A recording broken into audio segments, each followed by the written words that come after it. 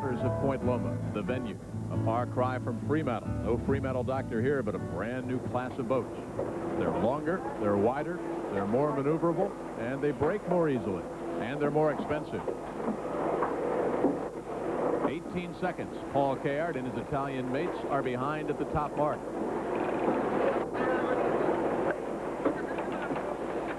Well, the two boats exchanging dives on a downwind leg. Omoro's going to try and keep America Cube maneuvering, or try and work in a position to block America Cube's breeze. The problem for Omoro in the upper left is that America Cube's been about 20 seconds per leg faster sailing with the wind.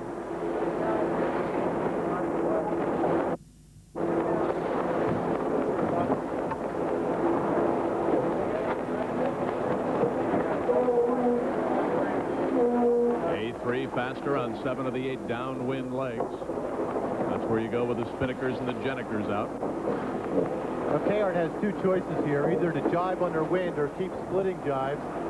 The jibing duels worked for him in the past, so I expect him to keep the maneuvering going and not going for the blocked wind yet.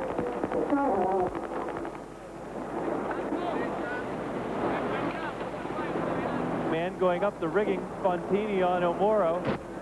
Probably clearing a wire, a halyard that's twisted. Right now, Omoro pointed much more directly at the bottom mark. American Cube sailing about 45 degrees off course right now. Notice when a guy goes up the mast, he always looks up. You never want to look down. Only look at what you're doing. That's a nice air here. Alberto's wife, Christina, watching over at Club Italia, gets a little nervous when he goes up there about 110 feet high. His mom, Alma, watching back in Livorno, Italy. There are 7 million Italians watching live. It's a little bit now after 10 o'clock at night back in Italy.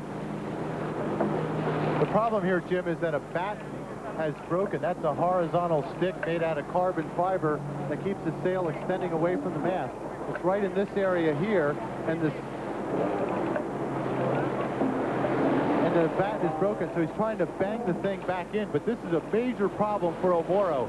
It doesn't affect the boat going downwind like they are now, but has a major effect on the performance and the sail shape of the sail when they're going back upwind. So Fontini's up there using a hammer, banging that stick back into the sail, and they really need to keep that going. Okay, quite low. Now, America Cube knows that, and as a result, I think America Cube's going to force Omoro to keep maneuvering. With a broken batten, you can't maneuver as often, or you'll keep breaking the next batten down, the next batten down, and if they all go, you're almost ineffective sailing this boat. Problem. Again, we are on the run. Leg number 2, A3 in front by 18 seconds down to the bottom mark. So both bowmen getting workouts today. Jerry Kirby on A3 and Alberto Fontini performing his high wire act again on ITA 25. And they're directly up. They're directly upwind here of the mark, heading in this direction. So Kayard keeping the action centered, but his larger problem is that batten. He won't want to do too much maneuvering here.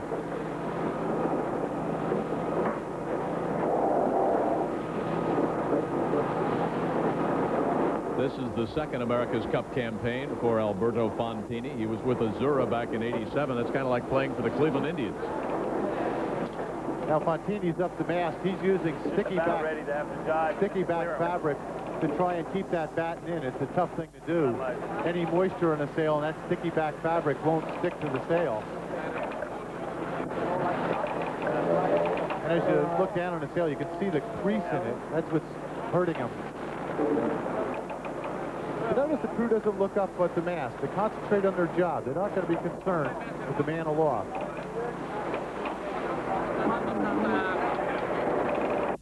There he's leaning out there. He's taking this fabric with the sticky back on it, trying to get it to hold that batten in. And unfortunately, it's impossible to put a new batten in underway.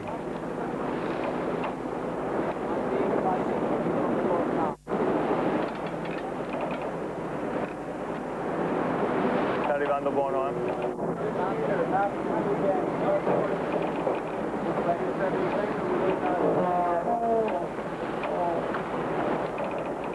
Boards up,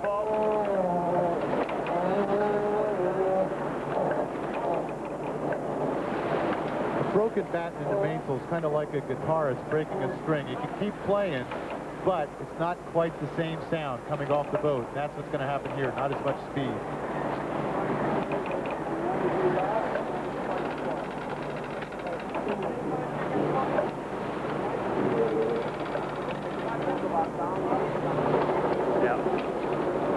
The speed analysis that we have observed so far, upwind, A3, 7 seconds faster, downwind now over 4 races. You can see they really increased their downwind speed because Peter's Yale statistic showed it 14 seconds faster downwind when we were here for race 4. So the great Fontini stays on the high wire act again. El Moro continues to trail as we head down toward that bottom mark. A3 in front. They could clinch the number 2. El Moro Di Venezia trailing 3 races to 1. The men of America cubed in front by 8 seconds. That was the delta around the top mark. But Peter, to our eye, it looks as if the red boat is catching up just a little bit. Jim, they certainly haven't dropped back much. And, you know, they were out there all day yesterday while we were out on the water. El Moro was testing those downwind sails, building them all night in their sail-off. So they may have found some more downwind boat speed. The great Fontini up there, he started sailing at the age of 13 in 470s. The same kind of boat that J.J. Eisler will represent the United States in Barcelona, one of our Olympians, along with Pam Healy. There is the great Fontini. Out of Livorno. And Mr. Gardini, he says he doesn't get too excited when he wins. He doesn't get too emotional when they lose. Paul Kayard told me last night Mr. Gardini has been a picture of elegance and consistency, encouraging the crew even though they're down 3-1. Unless you think it's going to go to 250 down here. Got a big split. What's the time?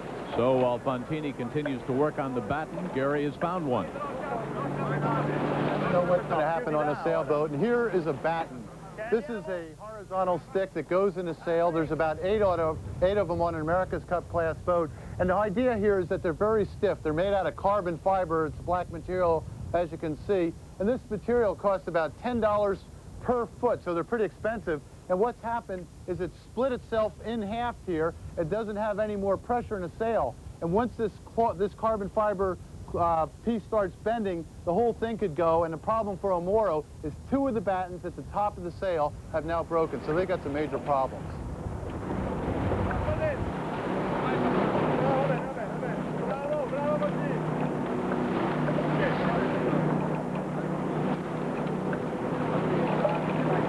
Peter, do some quick calculations now with 2 battens being damaged like that. I mean, how much over another 15 miles of race course will that hurt El Moro's speed? Well, remember, Jim, the last time they had these problems was a couple races against the Kiwis, and it didn't really seem to affect their performance as much as we thought, but I think it'd be worth a couple of boat lengths around the race course at least. Okay. The big question, will Fontini's repair keep the battens in the sail? As long as they're in the slot, they'll be providing a bit of support, but if they fall out, then they'll have big problems. Will be how they do in their maneuvering, and they're going to be babying the boat through the maneuvers, turning a little bit slower than normal and trying to maneuver less. That's the biggest challenge that El Moro faces. But then again, America Cube, Jim and Peter, have a problem too with the mast ram. They can't adjust the position of the mast, which puts the balance of the boat off a little bit. So both boats having a little bit of a mechanical failure.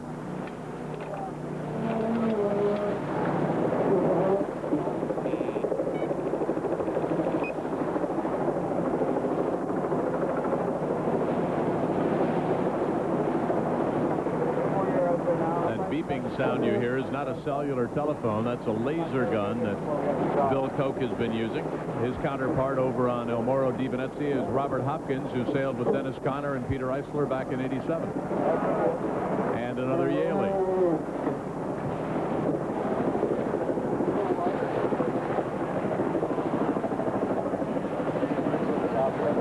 Buddy looking over his right shoulder, now looking over his left shoulder, searching for wind.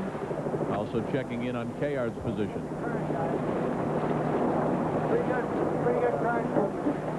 I don't know, but he's... Port wheel. There's Bob Baldridge in the right, working one of the lines. I talked about the effectiveness of the mast position on America Cube. they put it in one spot. If the wind either goes up or comes down, that's when it will affect the speed of the boat and the balance of the boat. Thank you.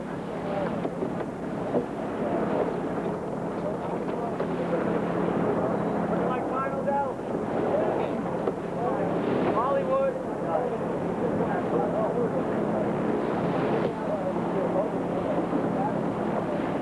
Wally Henry, left side of your screen. Josh Belsky on the right. Josh from Newport. You don't think the TV sets are tuned in today in Newport, do you? Christie's and a few of your old watering holes. The boathouse is a great place for lobsters. I bet they're all on. Second mark coming into view. That's the bottom mark, mark number 2. Then we will go around that mark and then go 2 3/4 miles back to windward. Leg number 3, second beat. Now, after the mark, in this position, being so close, Caird will want to initiate a tacking duel. He'll test it to see how his battens are doing, but if he keeps breaking more battens, he'll have to call that off. The current setting both boats away from the mark right now, to the right, as we look at those aerials. There is a shot behind you. This is where America Cube got in trouble the other day coming around this mark when Pete Finley almost fell overboard and got his foot wrapped in the jib sheet.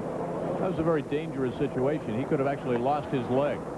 Good discipline by Mike Topa, the sail trimmer. If he trimmed that thing in, he would have lost his foot. Course change. Topa recognized the problem, just waited. And Jerry Kirby. Now, course change on the committee boat. 270 due west is the new course that the committee is setting. You know, Gary, it escapes me why Caird did not take the chance to attack the wind of America Cube. He simply sailed past their track, jibed in downwind of them there, so he's not affecting them at all. Not only that, maybe he went a little bit too far on his track there, sailing extra distance. Exactly. That's a call by Robert Hopkins, the navigator, doing your ley lines coming into every mark.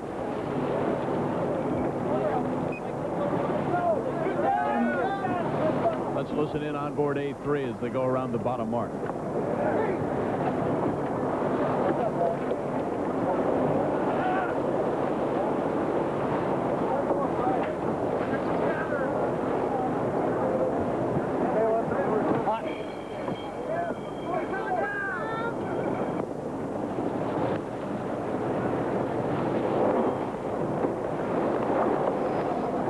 Not the best takedown you'll ever see. They're a little late getting their sails in, too. They're going to lose some distance here. Looked better than the one previously where they almost lost the guy's leg. 18 seconds, the delta around the top mark, so Caird hanging in there. Only losing 2 seconds on the run. We go back to windward. Second beat, leg number 3. Both boats having trouble trimming their sails in.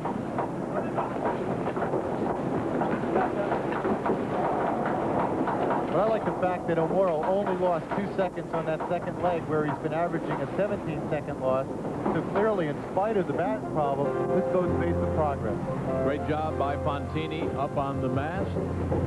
Caird keeping things in control, only 20 seconds behind. Back to windward we go. A3, can they close it out today, or can the Italians come back and make it a 3-2 series?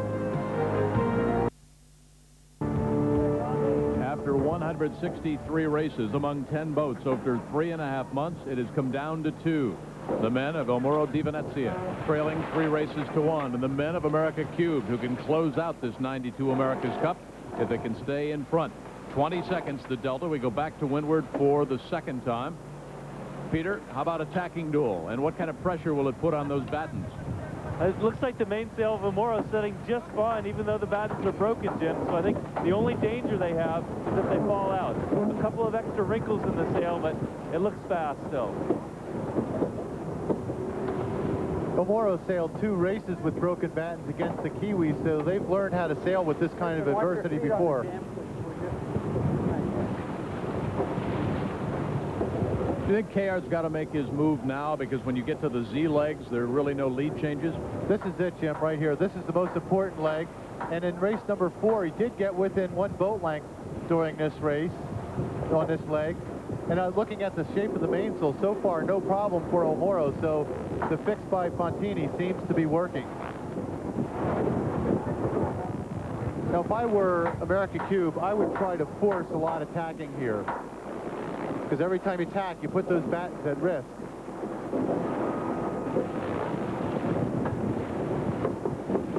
And again, they remember what happened at the top of the last windward leg where O'Moro closed right up to him by applying tacking duel. Boats on split tack, on port tack. USA 23 with the wind coming over the left side, and on starboard tack, Paul Kayart trying to play catch-up, hoping the repair job by Fontini holds on the batten.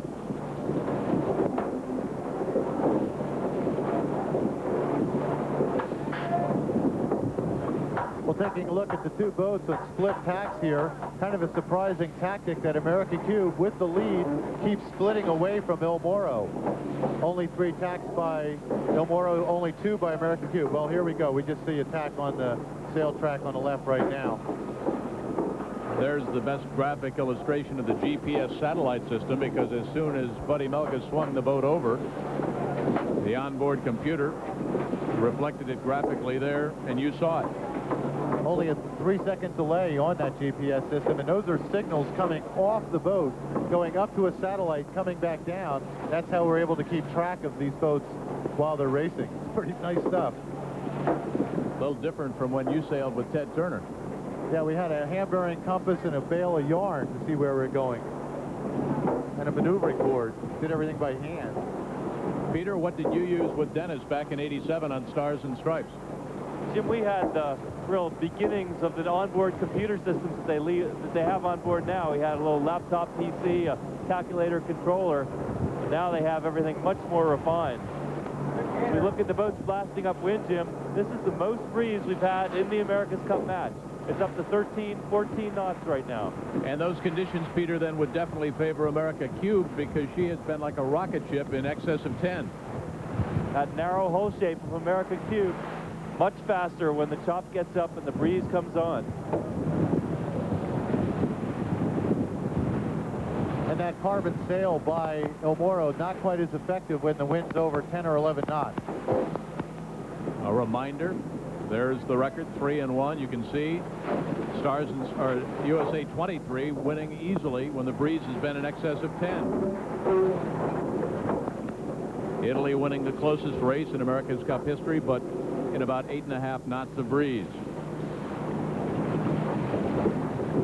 Now, if you're on America Cube right now, you do not think about the finish of the race or getting the regatta over. Just keep thinking about the next tack, the next maneuver, the next spinnaker set.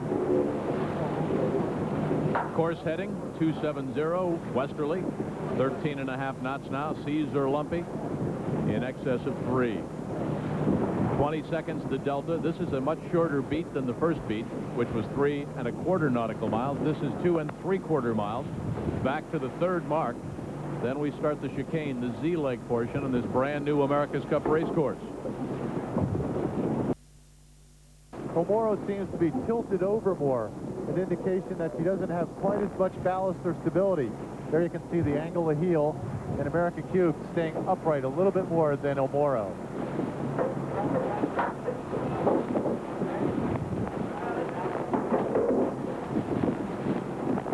Incredible as you look at these boats tilt over in the wind, to think that over 75% of the weight of the entire boat is down 14 feet below the waterline in a bulb of lead.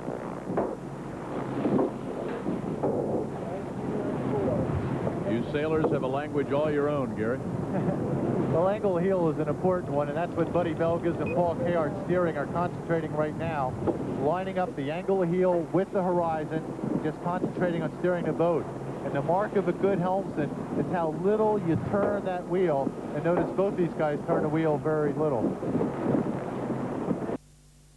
Expect Cary Grant to climb out of that submarine, like Operation Petticoat.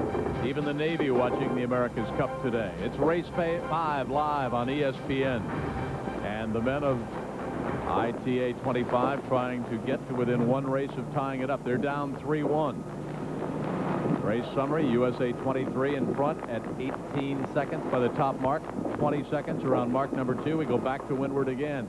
Mark 3, a long way away. Kayart tacking over. El Moro going at 10 knots, about a knot faster right now than USA 23.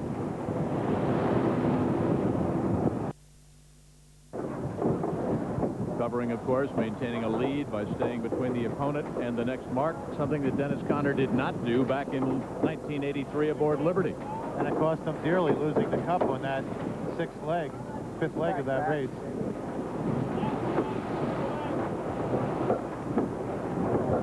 America Cube just doubled their lead here on that long straight line tack there, sailing faster, and that's why we're not seeing Dellenbach covering quite as tightly as earlier. They have that lead. They don't want to get into a tacking duel now because there's always the risk of a breakdown. The broken battens a factor here, Peter, or is this just A3 speed that we're seeing? Plain old A3 boat speed and good sailing by the crew of America Cube. The battens of El Moro, not a factor at all. The mainsail looks fine. Now, as we see the boats coming upwind, the wind was from this direction, but it shifted to over here. So as a result, these boats sailed a long port tack to get into the middle of the screen. Now we'll have a tacking duel in this area. So which side of the course is favored now? Well, I think El Moro is trying to work the right side and catch up, but the problem for her is she doesn't have the speed. American Cube just a little bit faster, and that's the difference here. Both boats are back in phase with the wind coming over the left side on port tack.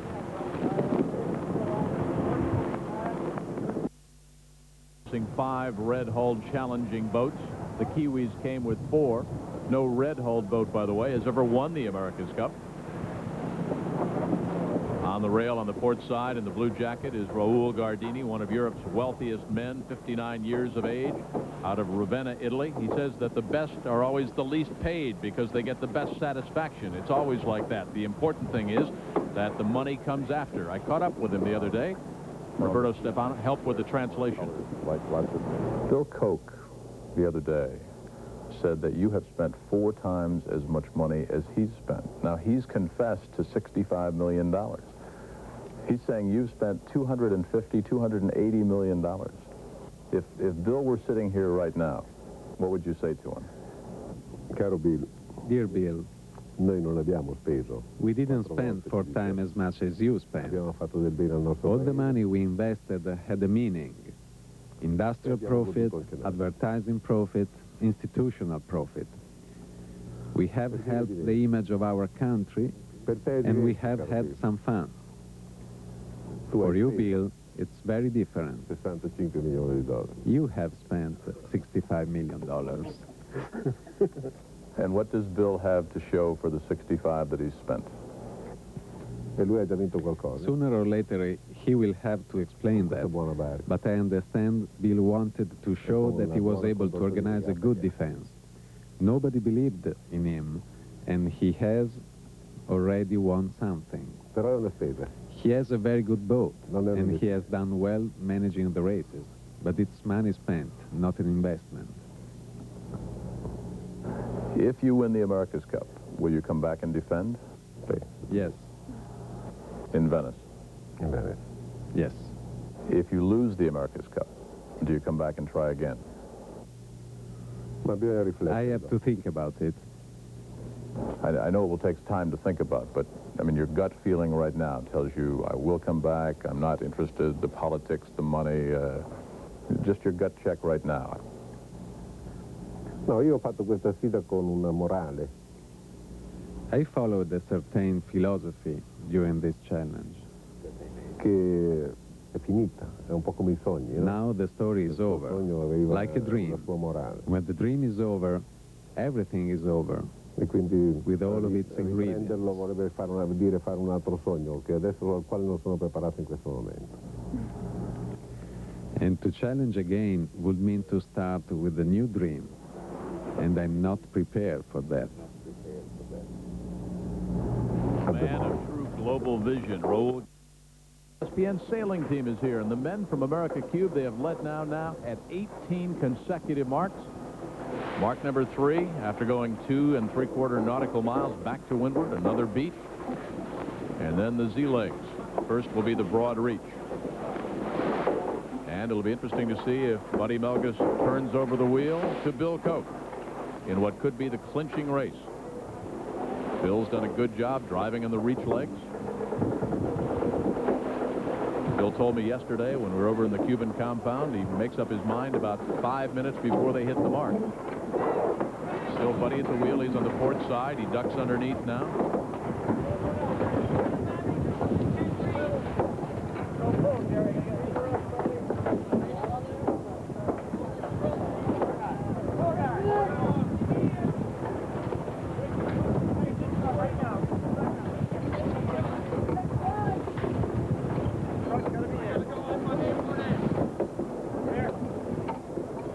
Always difficult for the crew when the breeze is this strong.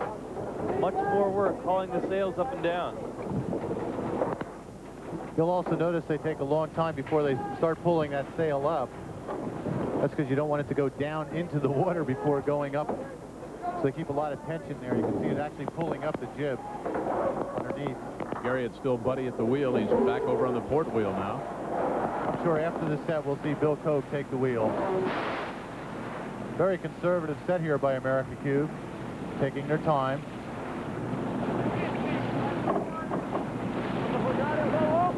But it still looks pretty when that thing comes out.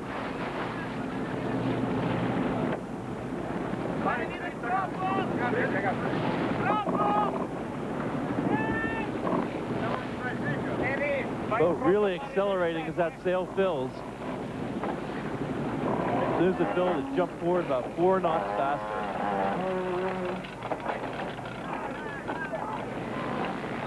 So 18 seconds, A3 faster on that second beat back to windward. They were behind. The Italians were by 20 seconds around Mark II, by 38 seconds around Mark III. And we start the first of 3 reaching legs. There's the difference. We talk about the port wheel, the starboard wheel, Buddy ducking underneath. Why in the world would there be 2 wheels? Let's check in with Gary Jobson and find out why and how they're used. You might wonder why these America's Cup class yachts have 2 wheels, one on either side of the boat, to steer the boat. Well, the idea is to get the helmsman to windward so you can see both sails working together along with the angle of the heel and watching the wind coming across the water. These wheels are designed at waist height for the helmsman. On Stars and Stripes here, that's Dennis Conner. Now the second wheel is down to leeward.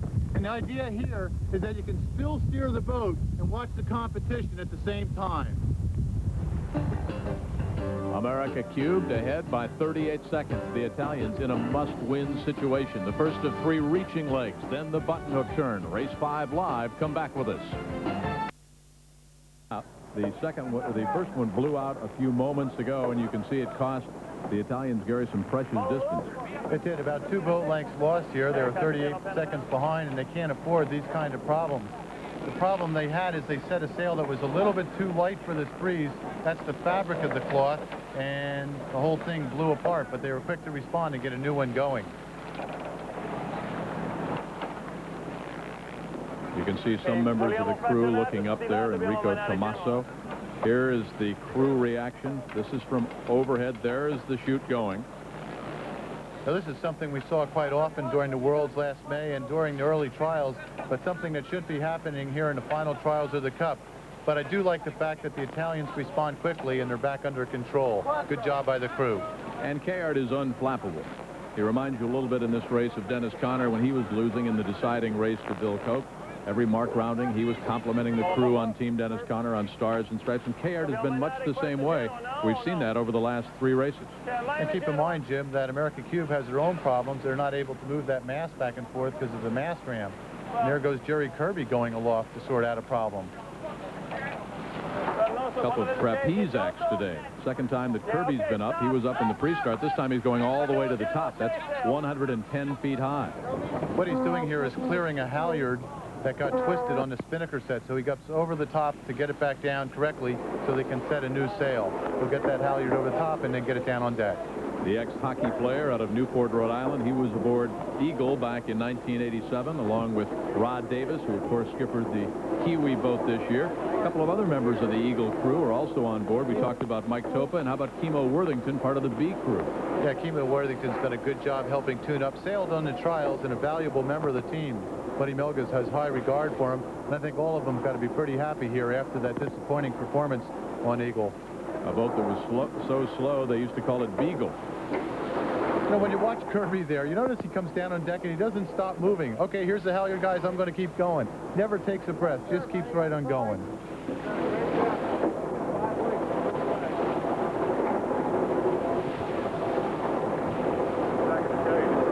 Peter, how much distance did that blown spinnaker cost the red boat? You know, it could have been about 3 boat lengths by our perspective here, Jim. El Moro was fortunate. They had not dropped their jib sail. They were 3 sail reaching, so that when the first Jenniker blew out, a very small one, they still had a head sail up, and therefore did a quick recovery, only 62 seconds to get the second Jenniker up and filling.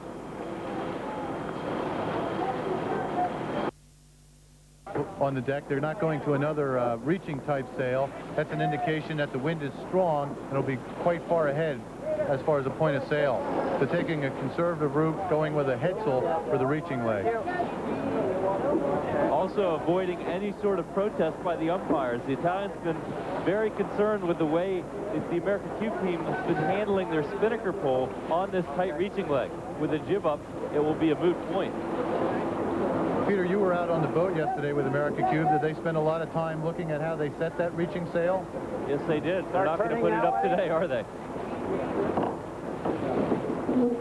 Peter Craig, the masked man there.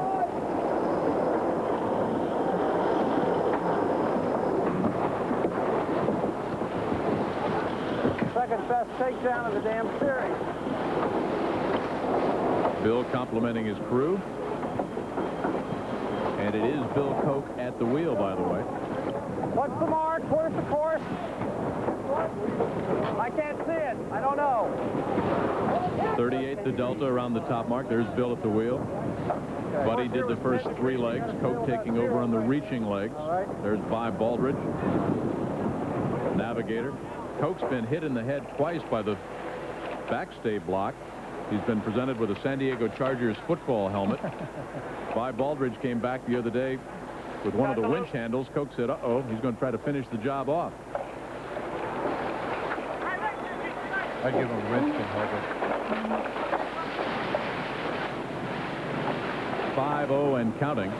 So you can see what that blown spinnaker has done to the red boat's chances on this leg. Falling further behind. 51 around mark number 4 in what could be the final race of the 1992 America's Cup. Italy in a must-win situation today, hoping to force race 6 tomorrow. The average margin of victory here, you take a look back in 37, 10 minutes and 55 seconds, 4 races, 83, 7 races. That's when Australia 2 with John Bertrand at the helm upset Dennis Conner. Minute 39, likewise in Fremantle when the Cougs were waxed 4-0 by Stars and Stripes. And right here in 1992, the closest race in America's Cup history. No question that El Moro's 3-second victory in race 2 helped to bring that margin down. Jim, twice the loser in the America's Cup has actually had a faster boat. 1934 Endeavor versus Rainbow. Rainbow was faster, lost 4-2. And then in 1970 Intrepid, with Bill Ficker at the helm, beat Gretel 2, even though Gretel 2 was faster than the American boat all the time, and a score 4-1.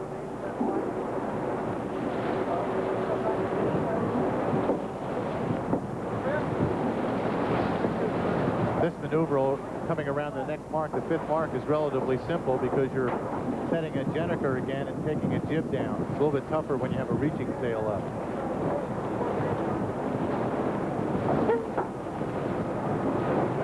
These aerial pictures, courtesy of Goodyear's newly painted and renamed airship Eagle. The Eagle reflecting Goodyear's tradition of naming its blimps after former Cup winners or contenders of the America's Cup. Live pictures, a little bit of cloud cover. Meanwhile, down on the Pacific, A3 continues to lead. 51 seconds, the Delta at the first wing mark. Mark number 4 coming into mark number 5, that right-hand turn. Right now, Pedro, we're on a close reach. We make that right-hand turn and head down to the 6th mark. Get rid of these boring reaching legs, Jim. Let's get going back upwind again. That's what Paul Kayer's thinking right now. Right now, he's going to hope for a breakdown or something on American Cube. They have a big lead as far as looking at how far apart these boats have been throughout the series to date. You know, 2 interesting rumors as you see Paul Kayer there floating around that the Italians are starting to negotiate, Peter, for the Driscoll Boatyard to keep their base camp in place not far from your office. Have you heard that? That'd be a smart move on their part. They've invested several $1 million and have one of the nicest compounds here in San Diego. I also wouldn't be surprised to see Paul Kayard move to the San Diego area. Of course, he has a house here right now. He did move over to Italy to start this campaign. And America Cube has an option to keep at their facility, too, the next time around. Peter, from your position, is there a reason why Paul Kayard has sailed such a high course on this 5th leg? I mean, he looks like he's going away a little bit of distance here. I think he may actually be on a straighter track, and possibly America Cube got a bit low here, Gary. A bit of current pushing the boats down, and maybe America Cube didn't allow for it in the first part of the leg. Well, as you can see on sail track here, America Cube a little bit more zigzagging type course and very divergent. So we'll see if Kayard makes up any time as they head for the mark. Usually these two courses are one right behind the other. You know, it's funny, Gary, you mentioned how the team was out yesterday practicing these jiving mark roundings, switching sails, and of course, when it comes to race day, they don't have to change Jennikers, just put the jib up and down. Okay. 4 by each. I don't think we'll see this zigzag reaching leg in the 1995 Cup. It'll be windward lewards.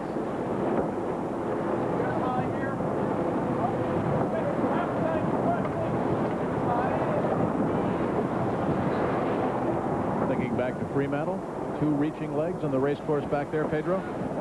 Thanks. Got it. That's right, there were 2 reaches, not 3. Hey, they're tough legs for the crew, that's for sure. A lot of work goes into it, a lot of different sails. Tell you what, at Newport back in '83, when Dennis Conner lost the America's Cup, the second leg was a reach. That's right, but going back towards more of the common match racing course, windward leeward would not be a bad idea. The right-hand turn, mark number 5, A3 in front, 51 seconds at the 4th mark. Bill Koch continues to drive. Josh Spence there up from his sewer spot. Not a friendly job on a boat down there where it's dark and damp. Tough job, but he does it well. I like the way the crew shifts from setting one sail and immediately getting the other one down.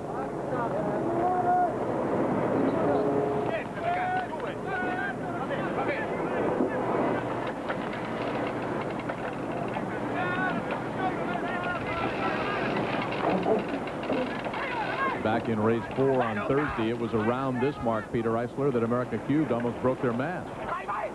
Did a much better job this time. A great spinnaker set. A Moro sail popping filled right now, too. El Moro a little bit closer. The problem is their sail isn't up at the top of the mast, so it's going to be tough grinding that thing up. Once it fills, there's about 8,000 pounds of pressure on that wire holding the sail up. It's called a halyard, and you can see they've got about 7 or 8 feet yet to go to get it up there. 35 the delta around the 5th mark, so a good job by the Italians. They knocked 16 seconds off A3's lead. 1.5 miles on the 3rd reach, then the button hook. A hairpin turn like Le Mans out on auto racing. Italy still trying to play catch-up. Leg, the 3rd reaching leg, and the white boat, the defending boat, continues in front. Bill Koch, he stays at the wheel. A lot of Bill Koch fans watching the race back at Cape Cod and towns like Osterville, where Bill has a summer home, and in Woods Hole, big America's Cup party going on back at Captain Kidd today. They're watching back there. Pedro? You know, I think looking at all the boats out here watching the races, and there's several hundred, this is a great show. There's a lot of fight in the Italians. Just when you think they're down, if they break the Jenniker, they come back on that last reaching leg, closing down 15 seconds. American Cube sailing very well. It's just an enjoyable race to watch. Both crews putting on a tremendous show. Peter, if you're in the trailing boat now, if you're Paul Kayard, after you go around that button hook turn, what do you do on leg 7? How long do you wait before you start the tacking duel? Gary made a very good point. You've got to force the aggression immediately around the mark. Attacking duel, there's a chance that something can break on American Cube because right now they do not want a drag race. Even if El Moro can gain, say, a boat length in a drag race, that's not enough. They need a breakdown, an override, a crew error, something that puts pressure on American Cube. Peter, a 16-second gain on a reach. That's a huge number, isn't it? Dramatic, Jim, and I think one of the differences could have been that straight line course that Kayart sailed, minimizing his distance. They also put up a third sail. They had a staysail up, which we didn't see on America Cube. That might have added some extra speed, too, but never count the Italians out. And Ron Davis will tell you that. And for America Cube, Peter, they cannot get too conservative because that's when you start losing things. So they have to keep the hammer down and keep pressing hard themselves. Right now, America Cube going up there about 13 knots. This time, both boats sailing a very straight course, and Omoro almost in the wake in a direct line. But look at the difference there between the red and the blue in the middle on that fifth leg. America Cube sailing a lower course, and as a result, sailing extra distance and losing distance.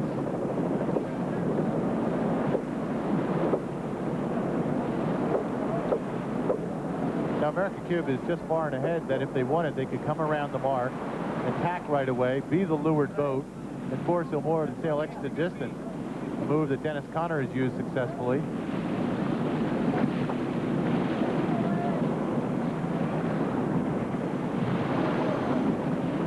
Pete Fenley was on board as one of the grinders on Thursday. Let's go back and take a look as they went around this button hook turn, the hairpin turn. He almost gets washed overboard, got his leg caught up, and almost lost the leg, Gary. The jib sheet wrapped around his leg there as they're pulling the sails, and I think Mike Tope is actually the MVP here because he has the discipline not to pull the jib in. Notice the jib on the right is out there luffing. Finley's underneath the mast, screaming to help, and Wally Henry, Jerry Kirby, John Spence all get back there to help sort out the mess, and it was a great recovery. Pete Fenley, a corporate real estate broker back in Colonia, New Jersey, out of the University of Rhode Island, where he played football. He was pretty loose on board with you afterwards. He and Kirby were just making jokes about it, but it was a very serious situation. Now the button hook turn. This is kind of like a hairpin turn at Le Mans. Very challenging to the crew. First time this has been used in an America's Cup race. America Cube very wide of the mark. Usually you want 2 to 3 boat lengths. This time they're about 4 to 5 lengths away. So Morrow has a chance here to slice another 5 or 6 seconds out of the time. Boy, very conservative rounding here by these guys, taking the spinnaker down well early. They don't want to risk any mistakes like they had the other day. So down comes the Jenniker. They'll raise the jib, they'll jibe, and 180 degrees. And it's still Bill Koch at the wheel. We'll go back to windward, leg number 7.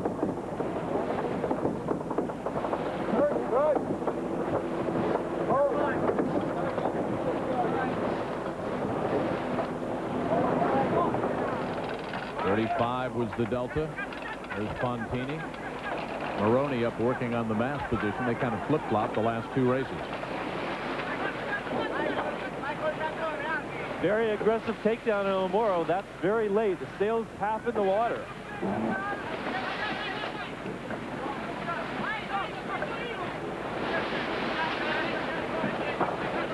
With all that sail like that, that's a lot of windage. That does slow you down. That doesn't help. Kayart checking to make sure that the lines are well clear of the mark.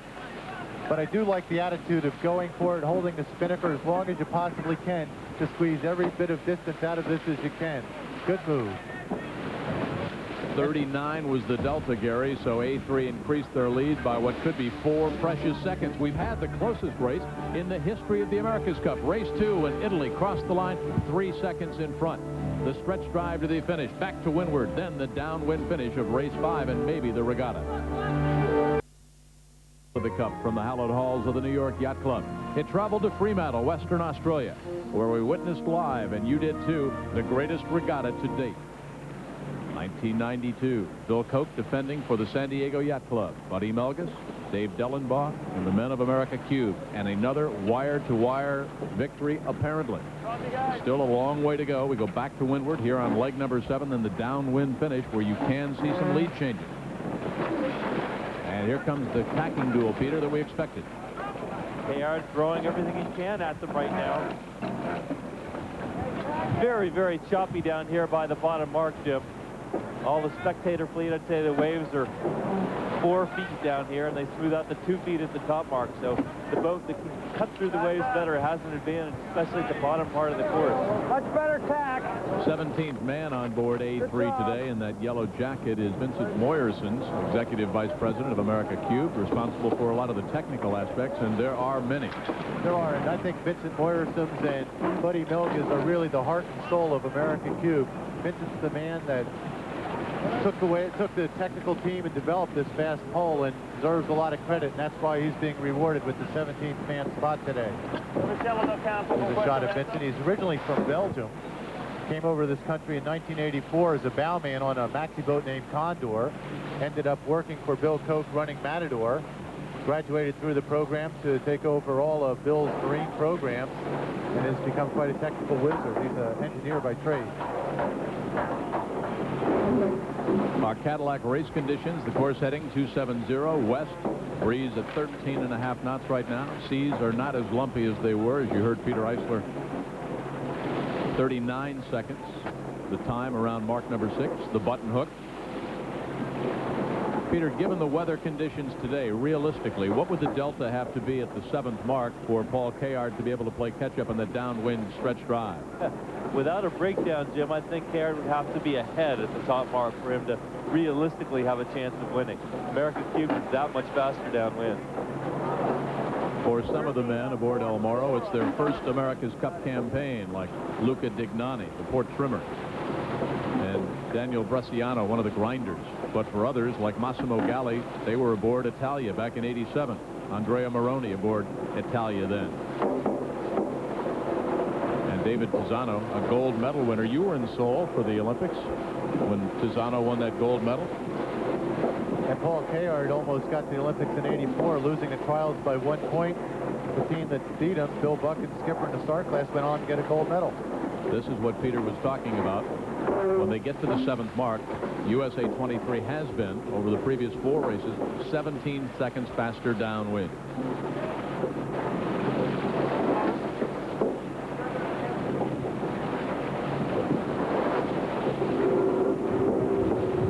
A little after 11 o'clock in the evening, back in Italy, as many as 7-8 million Italians watching live on television back in their homeland, rooting for that red-hulled boat. This is as far as any European challenge has ever gotten in the history of the America's Cup. Carrying the weight of all of the challenges. Spain, Sweden, but we're just in 2 New different Zealand. winds here.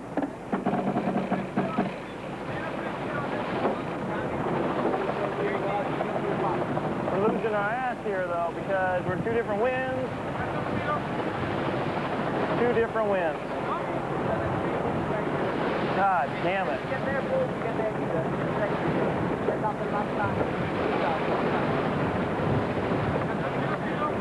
Coming down now, jib's back.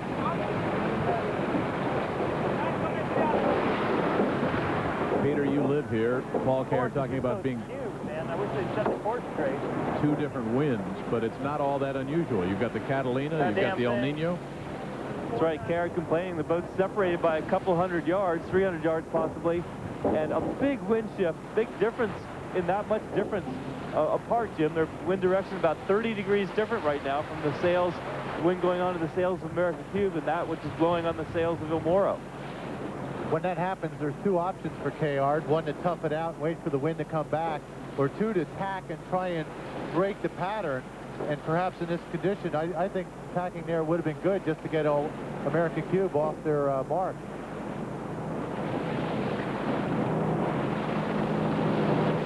Now here they are. They've only had a few tacks in this area here, but the wind shifting back and forth, and American Cube got a shift where the wind went to this direction from the wind that we have over here, and got a big gainer there. Now the wind's coming back, and El Moro has a chance again, but that's tough when it's like that. Picking those wind shifts is why Dennis Conner and Tom Whitten were such a formidable 1-2 punch and extended Bill Koch and Buddy Milgas in the Defender trials. He's coming down again.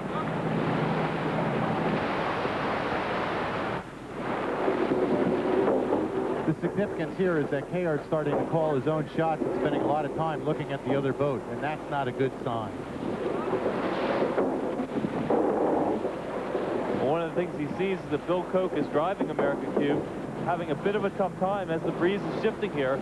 Bill not really shifting gears as well as, say, Buddy probably could. Which is surprising that KR doesn't start tacking.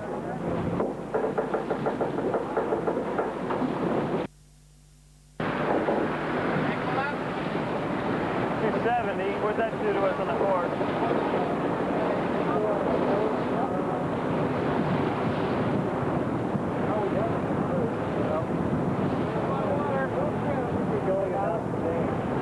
Gary, how long do you think it'll be before Buddy takes over the wheel if KR keeps the pressure on? Jim, I get the feeling that Bill Koch is going to drive this boat from now right across that finish line. That's what he's worked for a long time. And that would be his reward, is to steer this boat from here to the finish. The breeze will come back. Both boats in phase. It's the 7th leg, 39 seconds. The delta around the button hook, mark number 6. But KR catching up. The 7th mark rounding. You won't miss it, so come back with us live. And on split tacks, we're welcoming you back to the Pacific. On starboard tack, the wind coming over the right side, the red boat. That's the challenging boat from Italy. Meanwhile, staying on port tack, and still Bill Koch at the wheel. Pedro? Breeze dropping down a little bit right now, Jim. Medium wind conditions, something we've seen Omoro liking a bit more. KR getting back towards the center of the course. Dellenbaugh opting not to cover. An interesting move, considering they are off on the right side of the course. Okay, right after this wave. Okay, tacking. The importance of the conditions. You can see A3 has been literally a rocket ship in breezes in excess of 10 knots. And the sea's lumpy. But when the breeze dipped down below 9 knots, it was the red hull boat, that boat, off the Mont Edison assembly line by just 3 seconds, though. No runaways in any of these races.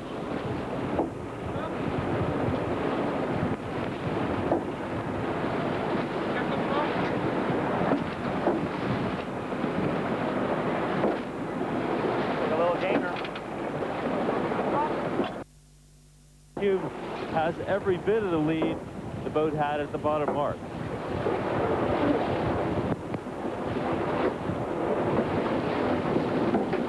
Of course, the outcome of this race will determine so much. The home of the America's Cup will stay at the San Diego Yacht Club if the white boat continues in front. That will affect the number of defense syndicates in 1995 and also the number of challenging syndicates. No question it's easier for New Zealand to come to San Diego than it is to go to Venice. And there's rumors around town that a German group wants to purchase a lot of equipment from the Kiwis so they can get into this Cup arena.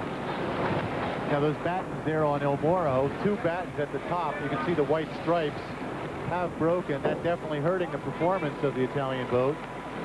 But even still, they're sailing effectively. Here we go.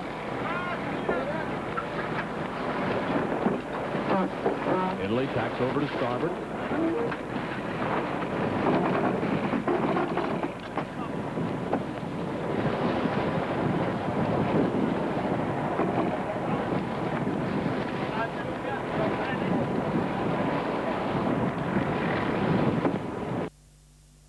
He'll stay in this position until he gets to American Cube's breeze and then tack. There he goes.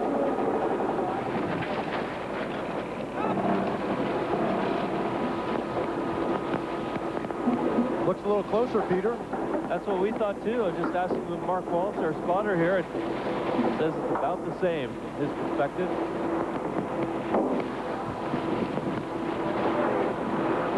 There'll be a real dogfight at the San Diego Yacht Club. A lot of the power brokers there trying to shake things up.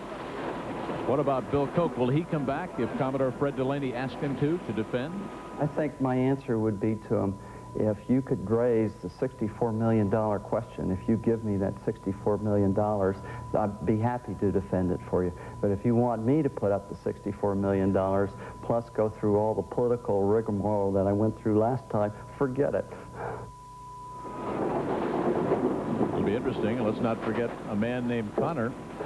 He'll be coming back to defend. I think he'll be coming back from a yacht club on the East Coast, though, Gary. USA Yacht Club is Dennis's new club that he's organized out of North Cove Yacht Harbor in New York City. He You know, Jim, we listened to that soundbite. Bill Koch saying he'll do it if somebody else pays for it. I wonder if he has changed his mind about the hired guns. Sounds like he wants to be a hired gun. And he has told us that the Cuban fiber mainsail cloth that we see here is going to be on the market, marketed very soon. So he's got some commercial interest going here.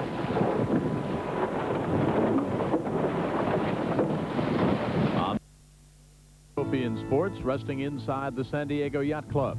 And as we go around mark number 7, maybe an insurance policy for the old mug. If the men from America Cubed hang on, that will be the home for the next 3 years until the 1995 regatta. Will Bill Koch come back and defend? What about Buddy Melges? You think Buddy would come back one more time? He's got an Olympic gold medal and maybe now an America's Cup victory. Joining George O'Day as both America's Cup helmsman and an Olympic gold medalist if he's able to hold on here. Back reported to us by Buzz Mosbacher a couple days ago. I don't think Buddy will come back. Maybe as a coach, maybe as an assistant, but I don't think as a full-time player. He's lost 16 pounds the last month. There's Rick Brent in the center of the screen. Buddy, 2-time Olympic medalist. Gold, of course. Back there in his home in Lake Geneva. That's the great thing about sailing. You see that bronze medal in '64. What other sport can you be at the top of your game for that many years in your life?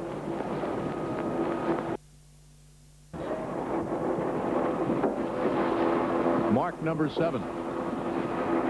Peter, you remember the emotion that you felt when you went around the 7th mark back in Fremantle and Stars and Stripes was waxing Kookaburra 4-0?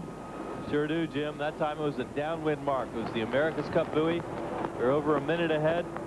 It was a cruise all the way home, and it was one of the most enjoyable memories of our lives. You remember what Dennis Conner said? He said, take a look, boys. It'll be the last time you see it for a while.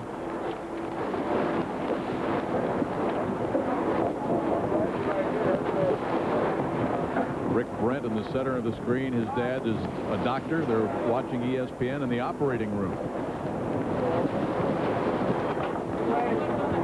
Kayart's got to be careful not to go past the ley line here, the direct course to the mark, because he can throw distance away. Here he comes around.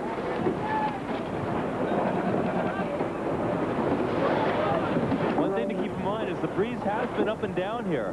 It's getting flukier out here. Some shifts, some puffs of wind. So that could play into the advantage of Il Moro, even though we think they're a touch slower on the downwind legs.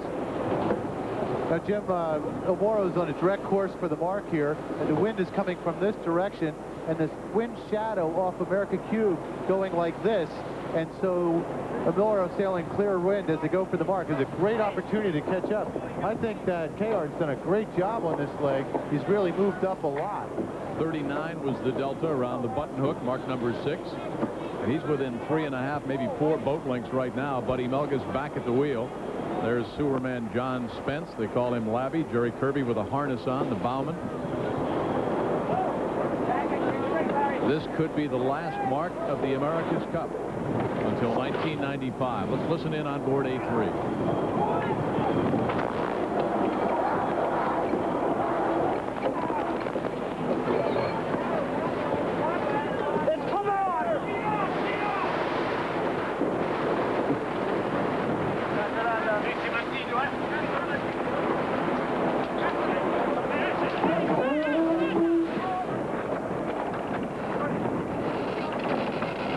A 15-second gain for the challenging boat, Il Moro di Venezia, the Moor of Venice.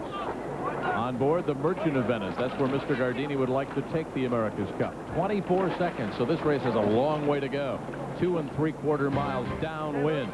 The red boat can block the air of the leading boat. That's how you'll have a lead change, so don't go away. Can the Italians come back, or will A3 clinch it?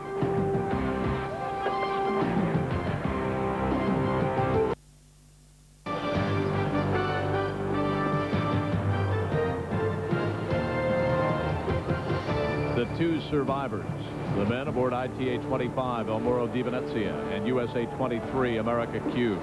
24 seconds separates the 2 boats, the Challenger and the Defender, around that 7th mark. 2 3/4 nautical miles. Look at that. We are going off in different directions now. How come? Jim, very curious move by America Cube here at the bottom of the screen. They're on starboard, now jiving to cover, but the fact is they let El Moro get a long way away. They must be very confident that they've got the good breeze to do something like that, because the golden rule of match racing: cover, stay between your opponent and the mark, and they haven't done it. They're at risk right now if the wind shifts to El Moro's advantage. Let's go back a few seconds around mark number 7 now. Watch on the foredeck. Alberto Fontini, the bowman. Watch what happens right there. Well, the spinnaker pole kind of got him in the head. He's hurt. You see us put his hand up there? From another angle, right there. He's lucky that didn't knock him overboard. If it knocked him out, he would have gone right in the water. He's back there. Jerry Kirby said, another bowman, they tried to get him to move to the back of the boat when he was 24. Jerry's 35 now, and nicknamed Tarzan. As these boats come together now, the key will be what happened with the wind while they split. Does Italy keep going for attacking goal, or do they try to attack America Cube's breeze? They're coming together here, and I think they look a little closer. This race is not over. The wind shifted about 5 degrees in El Moro's favor. That's why they jived over. Now, as the two boats come together here, they're going to converge in this course like this. And what El Moro wants to do is get in a position so they're right here compared to America Cube to block their wind in this area. Don't forget, guys, we had one race in the Louis Vuitton finals, or semifinals, between France and Italy, where France came from 4 minutes and 20 seconds down on split jive and beat El Moro. Now, El Moro's jive here, and the reason they're jiving in this position is to block America Cube's breeze. The wind is coming off El Moro at the top of the screen in a direct line at America Cube's sails right now. So that's at least what they hope to have happen. Yeah. Now, if you look at this boat, think of a spotlight like this. This is how the wind shadow goes. They're trying to block the wind of America Cube right here, and I think the breeze is just ahead. But if that spinnaker on America Cube starts bobbling a little bit, it's an indication that El Moro's blocking that wind, and America Cube will be forced to jibe away.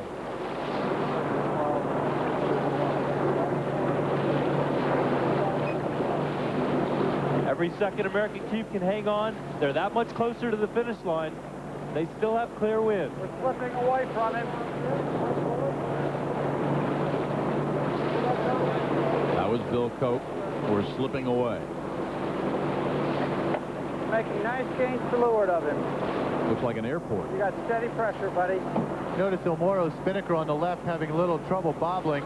That's because Kayard is trying to sail too low a course. He's trying to get down to a position where he can block America Cube's wind. Now, it's hard to believe from this distance you can do it, but that wind shadow extends 10 mast lengths. Mast 100 feet high, that's 1,000 feet. They're closer than that.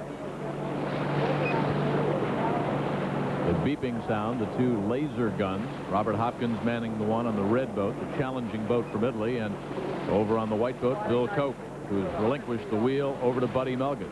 After the Italians did a terrific job on the 7th leg, making up 15 seconds.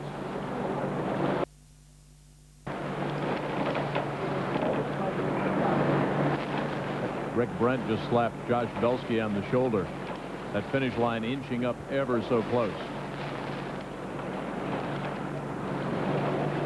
And the dreams, perhaps, of Raul Gardini slipping away, trying to take the America's Cup to Venice, representing the America's Cup and the challengers for all of Europe, not to mention the Kiwis, whom they eliminated when they came back from a 3-1 deficit. The finish line in view when you come back with us. Of the America's Cup. When it comes to service and selection of Corvettes in Tampa Bay, Dimmitt Chevrolet Geo does it again with more choices, better value, and the area's #1 team of certified service experts. And right now, the Dimmitt Chevrolet Geo luxury lease makes it easier than ever for you to set sail in the luxury sports car America drives. Corvette. Come see our fleet. Dimmitt Chevrolet Geo just south of Countryside Mall, Clearwater. Or the watch, or the glassware, or the jacket, or the hats, or the jewelry. Choose from a collection of officially licensed products of America's Cup'92, available now at retailers across the country. Or you can call today for your free official 1992 America's Cup merchandise catalog. Call 1-800-92-CUP'92 and take the cup home, America.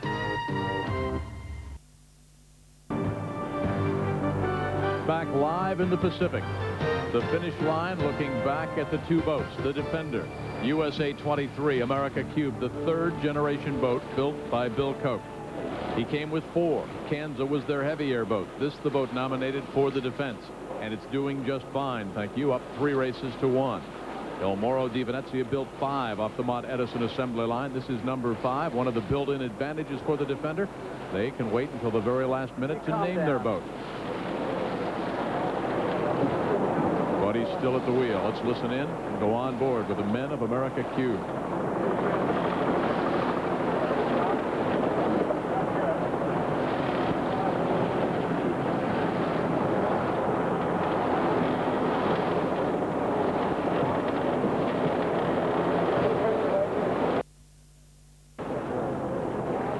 Big gainer here by America Cube, so that split, the wind went their way. It was a good call. Raul Gardini, the budget, reportedly, whatever it takes. He said if it's spent, there's little to talk about. Our expenses have been 0. Said he's a creative man. He doesn't start thinking about only cost and profit. He also said he does not envision himself to be a Bill Koch or a Thomas Lipton or an Alan Bond. Said he didn't want to make too strong a name for himself. It's the Cup that has the name, and he was hoping to take it to Venice. It looks now like it'll stay at the San Diego Yacht Club. How many will come and challenge in 1995? Covering the America's Cup is more than tradition for Goodyear blimps. 2 of their 3 blimps, the Eagle and Stars and Stripes, named after former America's Cup winners or contenders. Hard to imagine in 1995 a blimp named America Cube. Defiant, yes. Jayhawk, yes. Kansas, yes. America Cube, bad blimp name. I wonder if we'll get a handoff on the helm again with Bill Koch taking it across the line. Moro heading off in this direction. America Cube going here. And the key is the finish line right in this area here. That's the point that they're heading for, where everybody's trying to get to. Only about, oh, I'd say 1/3 of a mile away now. Now you got a pop. For years has been a Challenger-driven event. A lot of people thought that it also had evolved into a Challenger-dominated event. The last 2 Louis Vuitton Cup winners, Australia 2 in Newport in '83, Stars and Stripes in Fremantle in '87, went on to win the America's Cup. But not this time. The Challenger will go home with just the Challenging Cup, the grand prize, yachting's holy grail. Days on the shores of San Diego at the San Diego Yacht Club. This is a fascinating man. He has quite a relationship with Paul Kayart. Not exactly like father and son. He has taught Paul Kayart to expand his horizons beyond the map, make his map more of the world. True visionary. Oh, looks kind of anxious there, kind of pacing around, turn, looking at the wind, keeping things going. Nobody else talking about much. This a man that started sailing 8 years ago, closing in on yachting's grand prize. America Cube doing the right thing, jiving to stay between no more on the finish. Actually, it's good to keep everybody going. It gets rid of nervous energy.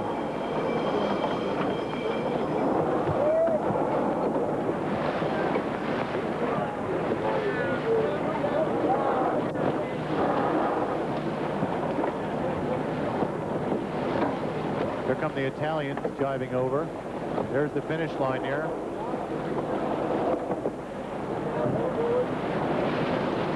Only a 1/4 mile to go now.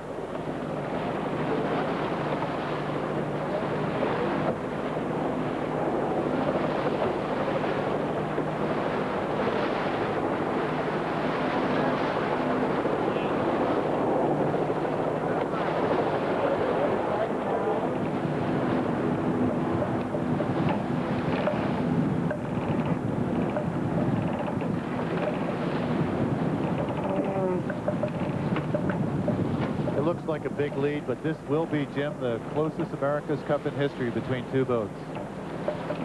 It will also be the most expensive America's Cup in history.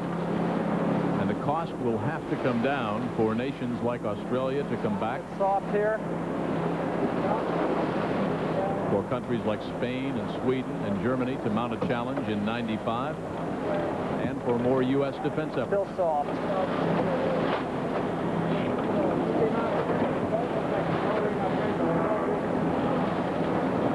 America Cube only needs to jibe one more time.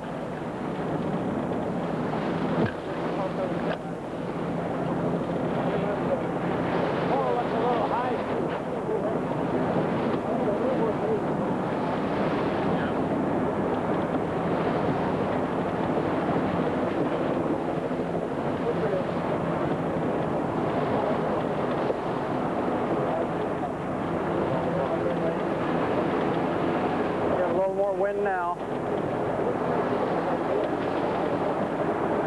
Right-sail hot, 8-9, target right-sail hot by a 10. The faces resemble those aboard Kookaburra back in '87, when you're trailing and the final race and the finish line are in sight and there's a boat in front of you. I believe Bill Koch is going to let Buddy Melges steer it across the finish line, and I think that's a class move.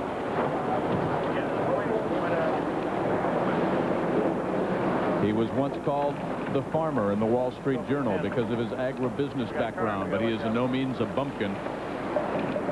He envisions a European community. Started working toward that when he was 25 years of age. Said he considered himself a missionary for all of Europe. Bill Koch's mission is nearly complete.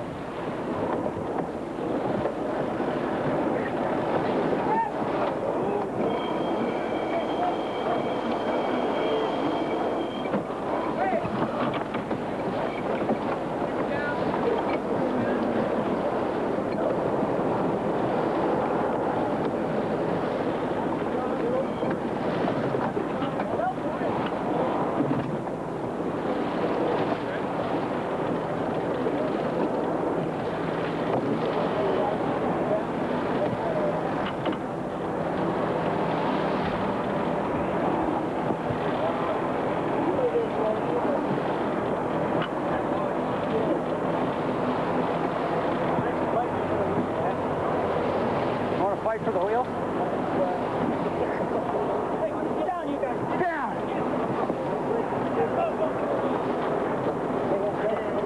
Oh, we get accused going. Where the hell is it?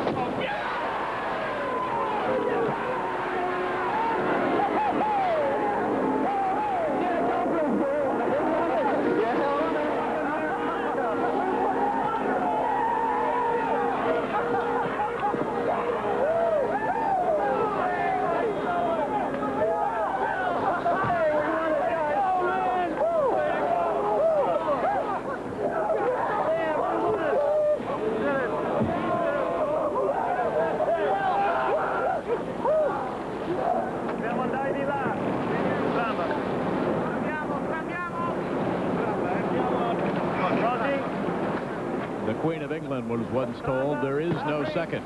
The Italians are feeling that an ocean and a continent away. We'll go on board A3, the final delta, 44 seconds. So in all 5 races, all 5 winners were wire to wire. The biggest winner, Bill Koch, Buddy Melges, and the men aboard America Cube. We'll go on board, so don't go away.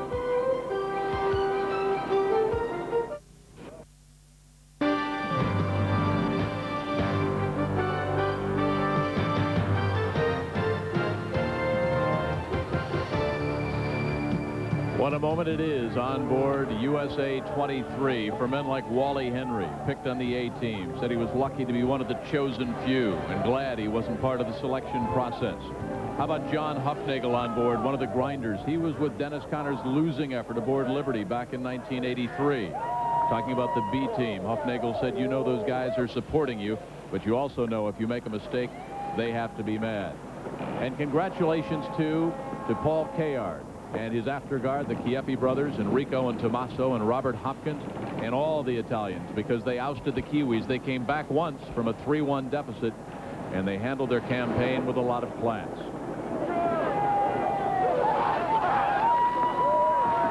How about Jerry Kirby and Mike Topa, Gary, men that were aboard Eagle, the Beagle, the slow boat, skippered by Rod Davis. Look at the emotion. And both Jerry Kirby and Mike Topa growing up with the America's Cup, living in Newport, Rhode Island, the dream come true.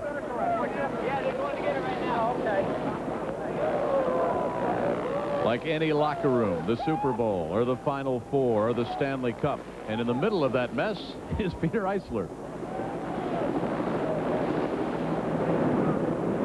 How about this, though, winning the America's Cup? Congratulations, buddy. Well, thank you, Peter. This is a great day for us, and it's certainly a wonderful day for me, but all these guys that supported this organization, I know there was a lot of negatives that hit the press, but I'll tell you what they didn't know is what the core of this group really is. And by God, they're terrific. Oh, is that cool? Tell me, buddy, did this happen in 1972 over in Kiel? Was there champagne on the boat? No, you know, it was that real scary situation in Munich, and we were scared to celebrate. But this is the greatest. This is certainly the greatest. Goes right along with that gold medal, I might say. So tell me the truth. When did you realize this team had the potential to win the Cup?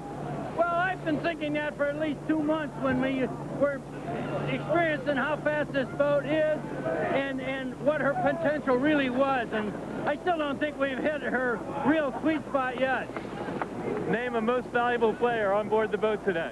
Oh, geez, they're every one of them. It's too difficult to say who was the most valuable. But you'd have to give it to David Dellenbaugh for the start and the tactics and you know, his cool-head Joe, man, he's terrific. I love sailing with that boy. And I mean, you know, to repeat what we had in Fremantle and now finish it off this way, what else can you ask for? It's great.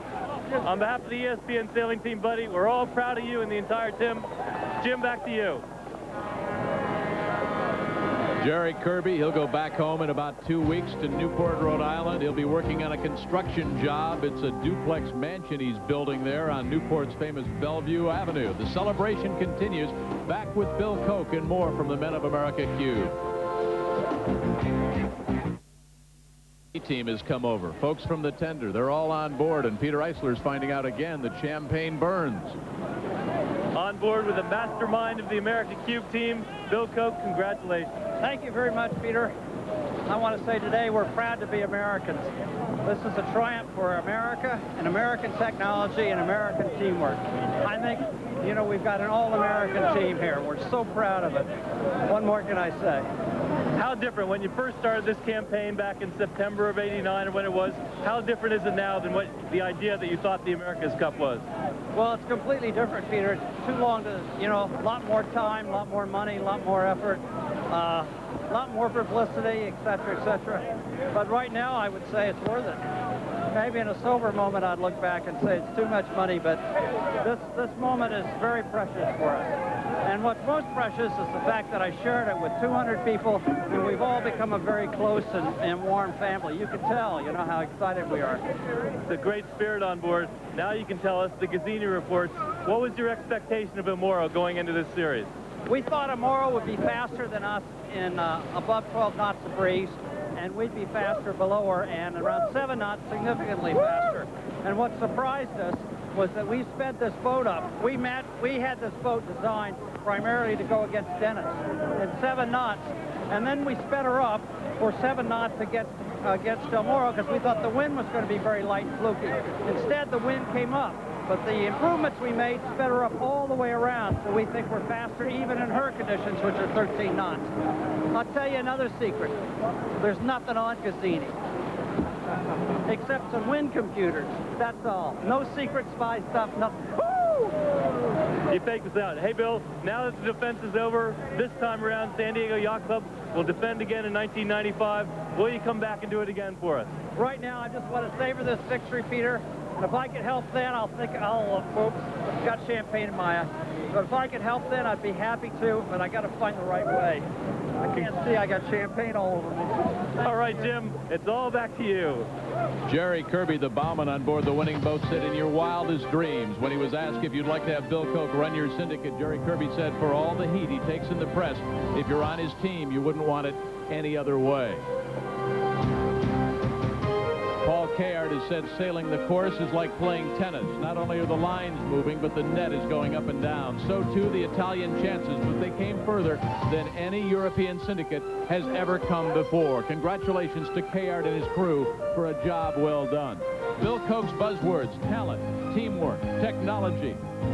He has a world-class wine and art collection. We'll nail down the Renoirs and break out the Lafite. Tonight, we'll all be back and put a period on America's Cup 92. We hope you'll join us. Don't forget, the Indy Time Trials are coming up next. We'll see you back here in San Diego later tonight. But for now, for Gary and Peter and all our ESPN sailing team, congratulations to the men of America Cube. The Cup stays in San Diego.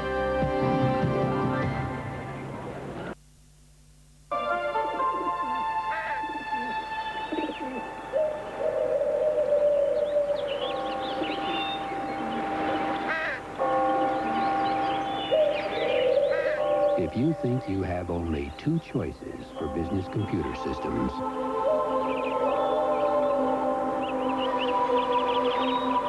think again. Hewlett-Packard. Secret ingredient that gives Diet Pepsi an unfair advantage. Uh-huh. Well, what is it? It's like this, baby. You know it's uh-huh, 'cause the taste is uh-huh, baby.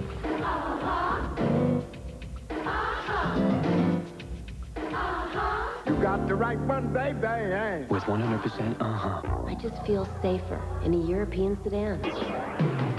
The Cadillac Seville. It passes federal side impact tests today, which are not required of all automobiles until 1997. It provides the added control of anti-lock brakes and the reassurance of a driver's side airbag. The Cadillac Seville. Drive one soon. It could change the way you think about American automobiles. 1987 to keep international yachting's America's Cup where it belongs, in America. Now we're setting a new course for the American automobile with the award-winning Seville STS, the highly acclaimed Eldorado Touring Coupe, and the advanced new Alante, pace car of the Indianapolis 500. Experience the winds of change at your Cadillac dealer. It could change the way you think about American automobiles. Back on Chrysler Fifth Avenue. The sails aren't made of canvas anymore. The decks have never tasted varnish. And it takes more than a ship's bell to count time. But as long as the sea is salty and the wind blows hard, the sailor can never be replaced. The Citizen Watch Company salutes all those competing for the America's Cup. Citizen, official timer of the America's Cup.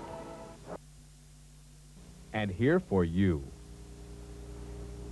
Full of heart-pounding excitement, this is the America's Cup. I'm Gary Jobson, and when I want the inside story, I turn to the official program of America's Cup 92, published by Yachting. And now you can too.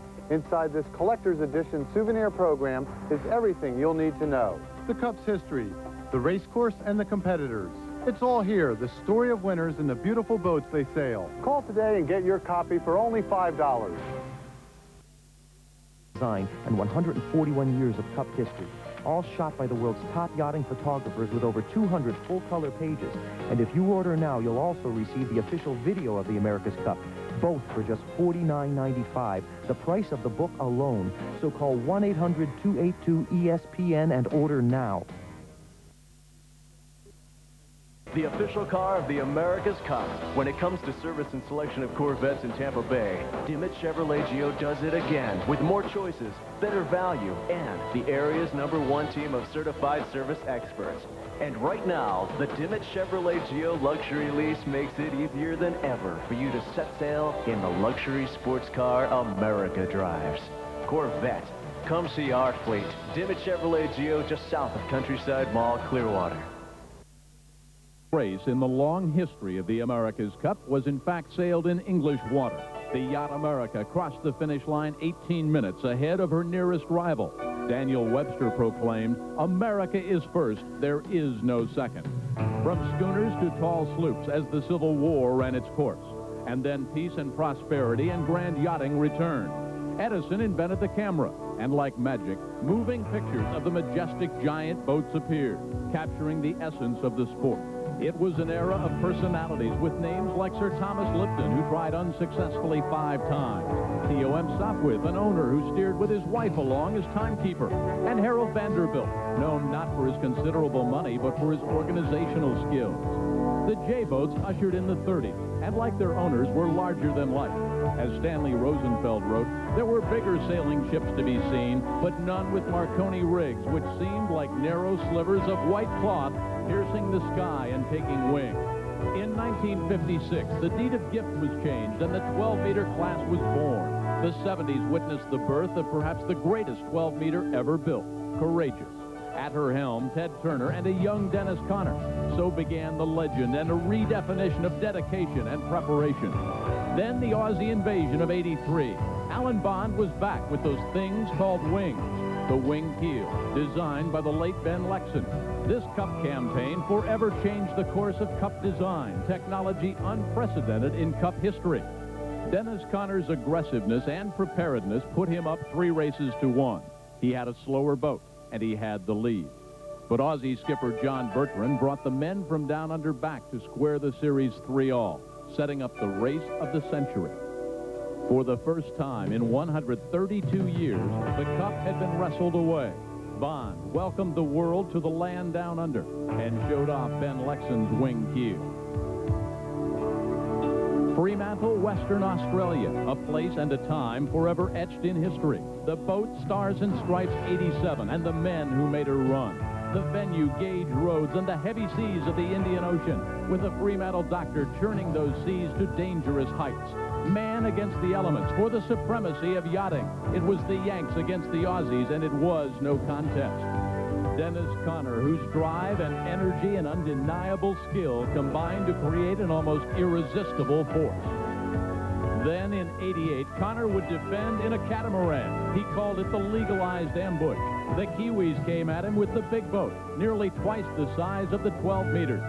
When it was done, on the water and in the courts, the Cup stayed in San Diego, a mismatch that never should have happened. 4 years later, the venue the same, but a new class of boat, longer, wider, more powerful, more maneuverable, more breakable. Dennis Conner was back too, but the master of the multiple boat campaign suffered the perils of only one boat. The new barons of the 90s, a familiar Kiwi, but a new title, Sir Michael Fay. Italy's Raul Gardini poured in tons of lira, and Bill Koch brought his art and his wine and his bankbook. The trials to determine the challenger have been as ferocious as for the defender, but we've also witnessed the closest racing in America's Cup history. When the trials were done, the Italians hoisted the Louis Vuitton Cup, ironically with American Paul Kayard in charge. For the defense, it was Bill Koch who took away Dennis Conner's crown and savored the sweet taste of victory. The final 2 started. We've seen the closest racing in America's Cup history. We've witnessed protests disallowed. They've been battling each other for 1 week now. The perils of the Pacific have produced a high wire act, as well as men almost being washed overboard. The men of El Moro are poised and ready. With all their guns aimed and loaded at each other, the Italians must cross first today or it's over.